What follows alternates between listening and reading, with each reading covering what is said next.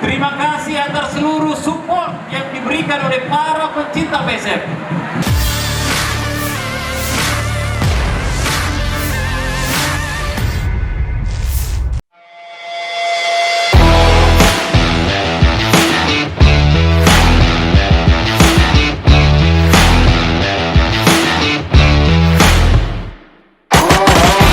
Komisaris Utama PSM Makassar Munafri Arifudin punya cerita di balik rekrutmen Bernardo Tavares sebagai pelatih kepala PSM Makassar musim 2022-2023.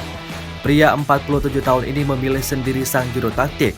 Seleksi ketat dilakukan dari 20 lebih nama pelatih. Munafri Arifudin datangkan Bernardo Tavares ketika masih menjabat Direktur Utama PSM. Kini, ia menjabat sebagai Komisaris Utama PSM. Ketika Bernardo Tavares ada 20 lebih pelatih dari berbagai macam negara. Setiap malam saya lihat CV, literatur tentang dia, kata Munafri dalam ngobrol PSM Tribun Timur Rabu lalu. Munafri pun tak salah mendatangkan Tavares. Pelatih asal Portugal tersebut mampu mengembalikan performa PSM musim ini. Sebelumnya PSM terseok-seok di musim lalu, nyaris terdegradasi berada di peringkat 14 dengan 38 poin. Kini PSM tampil garang di Liga 1 2022-2023 menjadi satu-satunya tim belum terkalahkan di 10 pertandingan. Bahkan berada di papan atas klasemen, peringkat 3 dengan 22 poin. PSM pun menjadi tim nihil kebobolan, baru 6 gol ke gawang Reza Arya Pratama.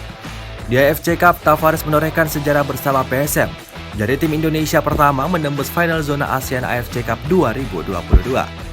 Klub berjuluk Laskar Pinisi ini pun masuk peringkat 6 terbaik di ASEAN, ungguli juara Liga 1 musim lalu, Bali United. Munafri Arifudin memiliki 4 kategori dalam menentukan pelatih. Pertama, pelatih lokal, artinya pelatih asal Makassar atau asal Sulawesi yang memiliki lisensi sesuai regulasi. Kedua, pelatih lokal nasional.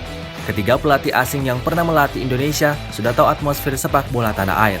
Keempat, pelatih asing yang belum pernah melatih di Indonesia, namun paham sepak bola Asia, khususnya sepak bola Asia Tenggara. Kategori keempat ini paling sering dipakai oleh Munafri.